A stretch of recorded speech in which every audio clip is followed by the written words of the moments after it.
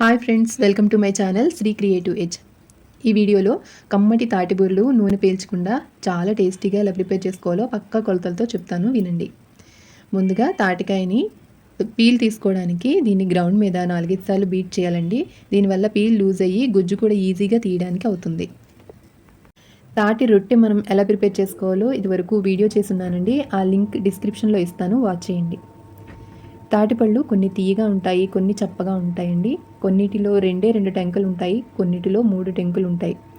దీని పీల్ తీసిన తర్వాత దీనిపైన కొద్దిగా వాటర్ చిలకరించుకొని 10 నిమిషాల పాటు అలా వదిలేయాలి. ఇలా చేయటం వల్ల మనం పల్ప్ ఏదైతే ఉందో తీయడం ఈజీ అవుతుందన్నమాట.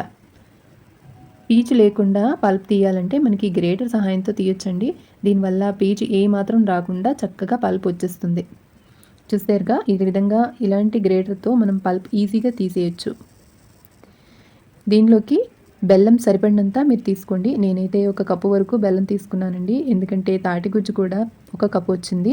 అలాగే బియ్య పిండిని మనం యాడ్ చేసుకోవాలి. బియ్య పిండి కూడా 1 కప్పు వరకు నేను వేసుకున్నాను. దీన్ని గ్రైండ్ చేసుకునేటప్పుడు కాస్త బరకగా గ్రైండ్ చేసుకోవాలండి. బియ్యపు పిండి, బెల్లం వేసుకొని కాస్త ఉప్పు వేసుకొని కలుపుకుంటే దీని టేస్ట్ బాగుంటుంది. చప్పగా ఉన్న తాటిపండుకైతే బెల్లం మనం టేస్ట్ చూసుకొని అడ్జస్ట్ చేసుకోవాలన్నమాట. ఇలా కలుపుకున్న మిశ్రమాన్ని మనం మూత పెట్టి ఒక అరగంట పాటు అలా వదిలేయాలండి. దీనివల్ల బియ్యం పిండి ఏదైతే ఉందో తాటి గుజ్జుని బాగా పీల్చుకొని టేస్ట్ పెరుగుతుందన్నమాట.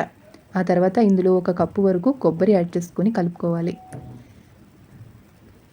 కొబ్బరి వేసిన తర్వాత చేతికి నెయ్యి కానీ నూనె కానీ రాసుకొని ఇలా బూరెలు తయారు చేసుకొని వేసుకోవాలి. తాటి బూరెలు వేయించేటప్పుడు స్టవ్ మీడియం ఫ్లేమ్లో ఉంచుకొని ఆయిల్ మీడియం హీట్లో ఉండేలా చూసుకొని 2 వైపు కలుపుతూ వేయించుకోవాలి. ఇలా మీడియం ఫ్లేమ్లో 5 నుండి 7 నిమిషాల వరకు వేయించుకున్న తర్వాత తాటి బూరెల్ని ఒక ప్లేట్లోకి తీసుకోండి. వీటిని వేడిగా సర్వ్ చేయకండి. ఇవి చేదుగా ఉండి వామిటింగ్ వచ్చినట్టుగా ఉంటాయి. కాబట్టి పూర్తిగా చల్లారిన తర్వాత మాత్రమే తాటి బూరెలను తినాలి. ఎంతో టేస్టీగా ఉండే ఈ తాటి బూరెల రెసిపీ మీకు నచ్చిందా? అయితే తప్పకుండా ఒక లైక్ చేయండి. థ్యాంక్స్.